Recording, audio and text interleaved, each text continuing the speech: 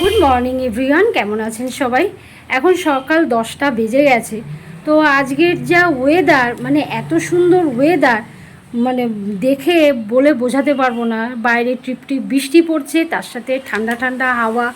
তো এই ওয়েদারের জন্য আমার দুই মেয়ের মধ্যে এখন লড়াই চলছে, কে খিচুড়ি খাবে আর কে মানে প্লেন ডাল ভাত শাক এসব খাবে।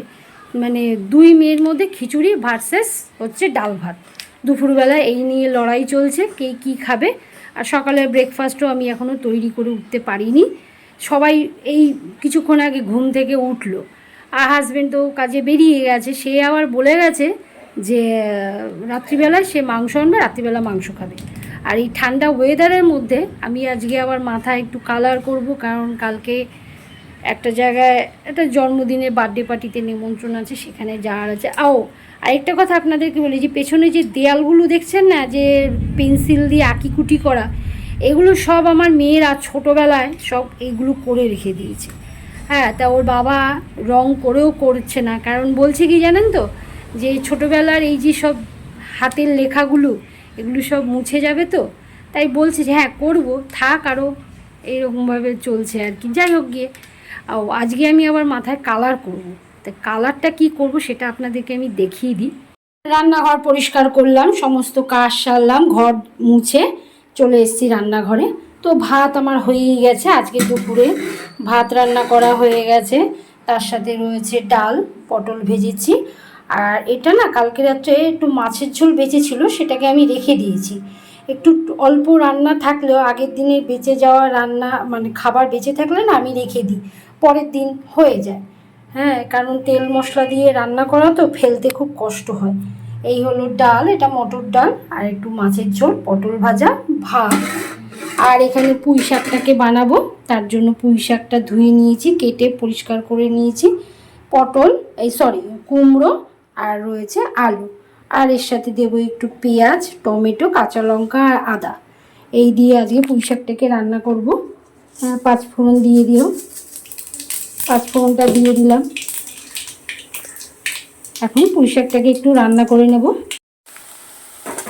আলুটা ভাজা হয়েই এসছে, এর মধ্যে দিয়ে দেবো কুমড়োগুলো এর মধ্যে দিয়ে দেবো। এরপরে দেবো এক এক করে টমেটো আর আদা বাটাটা দিয়ে দেবো। একটু ভাজার মতন হয়ে গেলে এর মধ্যে পুঁই শাকটাকে দিয়ে দেবো। আজকের এই মানে খিচুড়ি ভার্সেস ডাল আর ভাত রান্না করতে গিয়ে দুই বোনের মধ্যে লাস্টে খিচুড়ি হেরে গেল, ডাল আর ভাত জিতে গেল। এর জন্যই আজকে পুঁই শাকের ঘন্ট বানাচ্ছি, আর ডাল তো রয়েছেই। এই দিয়ে আজকে দুপুরে রান্নার লাঞ্চটাকে কমপ্লিট করে নেব। আর রাত্রিবেলা হবে মনে হয় মাংস আনবে, মাংস করা হবে। এই হলো আজকে আমার দুপুরের লাঞ্চ, পুঁই শাকের ঘন্ট, ডাল, ওখানে পটল ভাজা, এইসব দিয়ে আজকে দুপুরের লাঞ্চটাকে কমপ্লিট করে নেব। আর রাতে তো মাংস রান্না করব। এখন একটু এই সবজিটাকে একটু ঢাকা দিয়ে দেবো, খুব তাড়াতাড়ি সিদ্ধ হয়ে যাবে, না হলে একটু টাইম লাগবে। পুঁই শাকটাকে দিয়ে দিয়েছি, এবারে একটু ঢাকা দিয়ে দেবো। অনেকটাই বেলা হয়ে গেছে, শাকটা রান্না করে মেয়েদেরকে খেতে দিয়ে দেবো।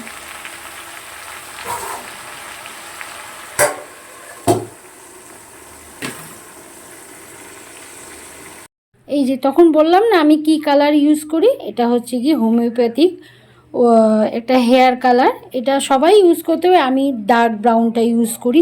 যে কোনো হোমিওপ্যাথিক ওষুধের স্টোরে বা অনলাইনে এটা পেয়ে যাবেন, 50 টাকা করে দাম। এটার 3টে কালারই আছে, ডার্ক ব্রাউন, ব্রাউন এবং ব্ল্যাক। আমি ডার্ক ব্রাউনটা ইউজ করি। আর খাওয়া দাওয়া কমপ্লিট করে নিয়েছি, এখানে প্যাকটাকে গুলিয়েও নিয়েছি। আগে খাওয়া দাওয়া করে নিয়েছি, দুপুরের খাওয়া দাওয়া, আর প্যাকটাকে রেডি করে নিয়েছি। এখন এই প্যাকটাকে লাগিয়ে তারপরে স্নান করব। বলবো বলুন, নিজেই বলে গেল আমি রাত্রে মাংস আনবো, তো দুপুরবেলা বাড়িতেও আসলো, বললাম এত করে খেয়ে যাও, খেলো না। সে টাকা নিয়ে চলে গেল বিকেলবেলা মাংস কিনে, কিন্তু সব বন্ধ হয়ে গেছে, যেহেতু ভোট সব বন্ধ হয়ে গেছে। আর ভোটের কাজে এতটাই ব্যস্ত হয়ে গেছে, নিজে স্নানও করেনি, দুপুরবেলা ভাতও খায়নি, সব পড়ে রয়েছে।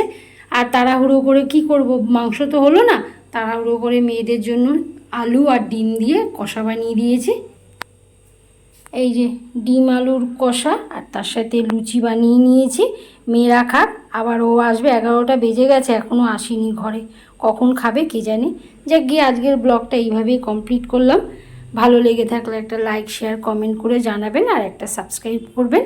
আজকের মতন বিদায় নিচ্ছি, সবাই সুস্থ থাকুন, গুড নাইট।